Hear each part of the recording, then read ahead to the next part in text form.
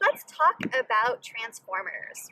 Transformers are important in our life because they take the electricity that comes out of a power plant, they bump it up to higher voltage to send through power lines, and then once they reach near our homes, there are transformers that bump that voltage down to the voltage that we use in our house. And we'll explain more about why you would want to do that later. But let's first talk about transformers and what they do and why they are useful. So here's a diagram of a transformer. You can think about a transformer as being this sort of hoop iron core. And on either side of that iron core, you have loops of wire through which a current will be moving. Okay, and so here we have what I'm going to call the primary coil and the secondary coil. On our primary coil, we have an alternating current source, alternating voltage source, and supplying current through this primary coil here. Okay, and then because of that electricity and its alternating generates a magnetic flux that changes in time. Okay, and that same magnetic flux is going to be operating or acting on this coil of wire right here. And we remember from Faraday's law that a changing magnetic flux in time can induce an EMF. Okay, so what happens is that we've got our transformer here. We've got current coming in from an alternating current source in the primary coil.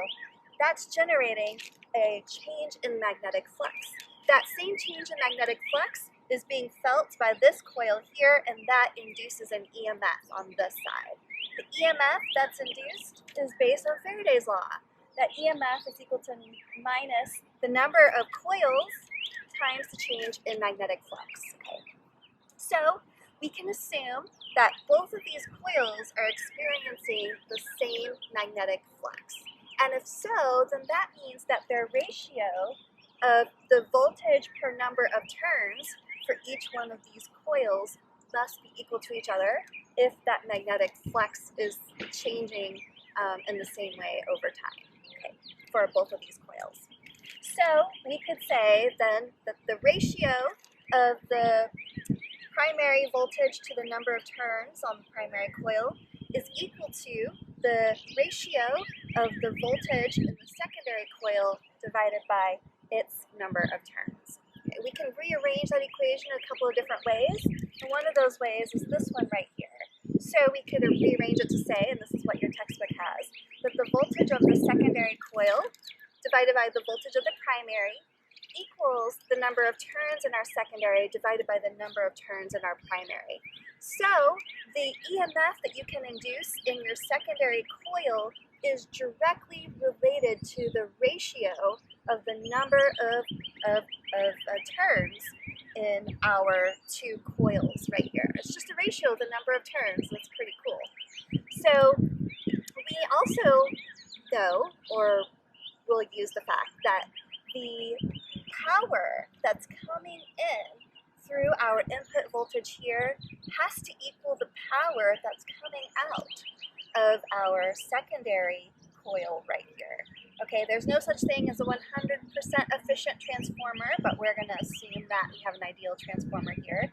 And if that's the case, then the power of the electricity through our secondary equals the power of electricity through our primary. And we remember that we can write power in a number of different ways for electricity. And one way we can write that is the current times the voltage. So if the power is the same for both coils, then the current times the voltage must be the same for both coils. So the current through the secondary times the voltage through the secondary equals the current through the primary times the voltage through the primary.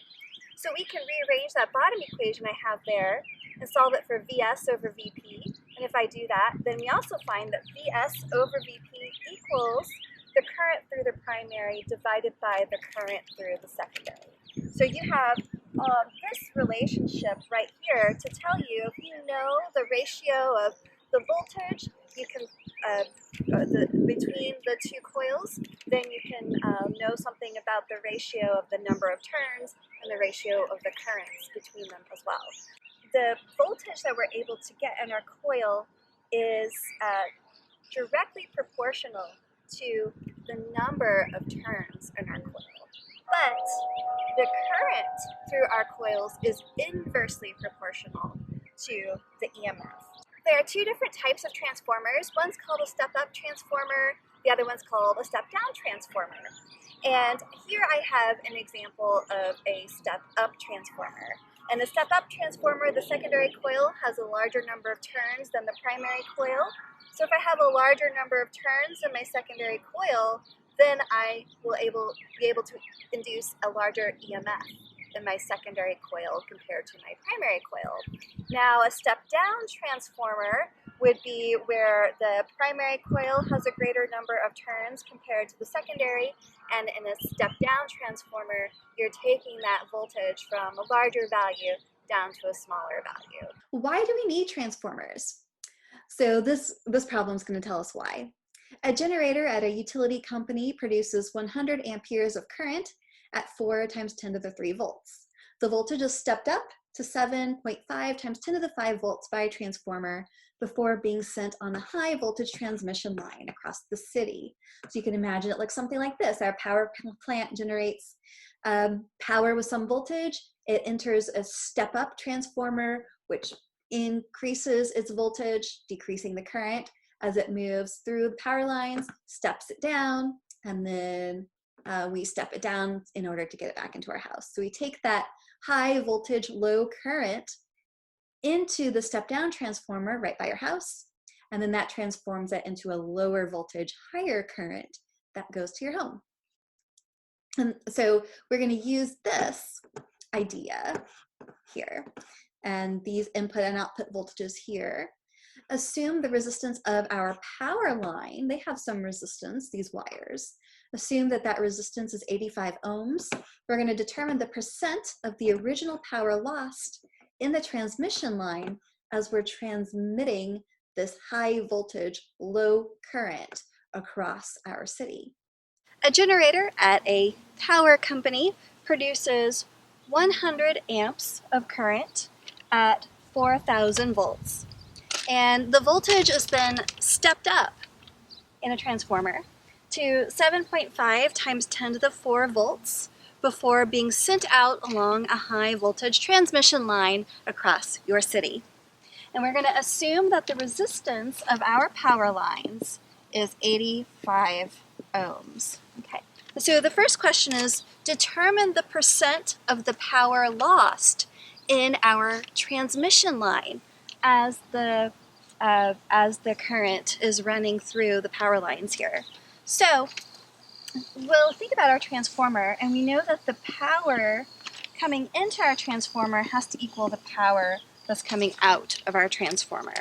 And we also know that the power is the same thing as the current times the voltage. Okay, and so within our transformer, if we're assuming that it's 100% efficient, the current times voltage in our first coil of our transformer must equal the current times the voltage in our second coil here. Okay, so if I solve this for the current in my second coil, I find that I2 is equal to I1 times V1 over V2. And then I can get the current that's moving through my secondary coil, which will be the current that ends up being the current that is transmitted across the power line. Okay, so then that's going to be 100 amperes times my 4 times 10 to the 3 volts, 4,000 volts, divided by the voltage that I'm sending through the power line here, and that's 7.5 times 10 to the 4 volts. And so I find then that the current that will be sent out along that transmission line is going to be 5.33 amperes. Okay. So in my primary coil, I had 100 amperes, 4,000 volts. I stepped up the voltage, but I decreased the current on my secondary coil. And the current and the voltage through the secondary coil, that's the same as the current, the voltage that is transmitted across the power line. So now that I know what this current is, I2 is 5.33 amperes, then I can use that current and the known resistance of my wire to figure out how much power is lost along that power line, as some of that power will be dissipated across the power line because the power line has some resistance to it. So my power that gets lost along the power line is going to equal the current that I'm transmitting, which I'm calling I2 here, squared, times the resistance of that power line. Okay, so then the power I lose is going to equal 5.33 amperes squared times the resistance of my wires, 85 ohms.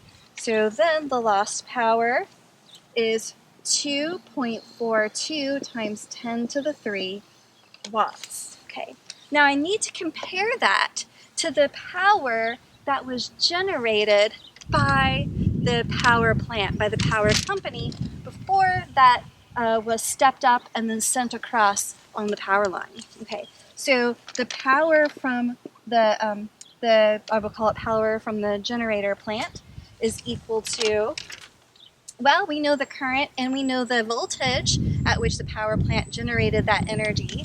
So we can write that as being the initial current times the initial voltage here.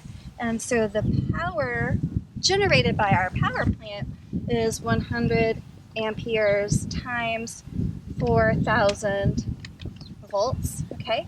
And then that is 4 times 10 to the 5 watts. Okay, so now to find the percentage of that power that was lost or dissipated along the power line, I have to take the ratio of my power lost to my power generated.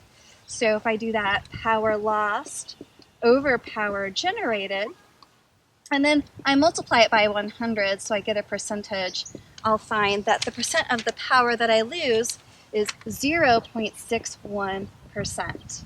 Okay, so we lose a small amount of power, but some amount of power because we've sent our electricity across on the power line. Okay, now we are able to substantially reduce this number to get it to be pretty small because of the fact that we were able to increase the voltage but decrease the current of that same power that was being supplied by the electrical power plant. Okay, so for the next question, we're going to think about what is the percentage of the original power lost, what would that be if the transmission line voltage were not stepped up. Okay, so we did this step up scenario, like is what happens in real life, but let's say that we are not going to step up this voltage, we are not going to decrease the current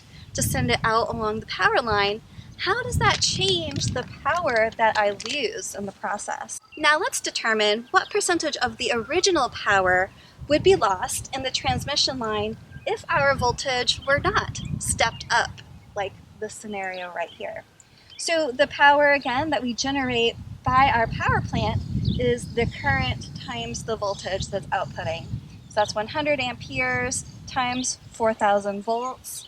So 4 times 10 to the 5 watts of power generated by our power plant. Now, we take that same current, we're sending it through an 85 ohm resistor. That's our wires that we're sending that current through. So the power that we lose or dissipate across these wires, which are still have some amount of resistance, so they're still resistors, that power that is lost is equal to the current squared times the resistance, so 100 amperes squared times 85 ohms. And so that power that is dissipated across the line is 8.5 times 10 to the 5 watts.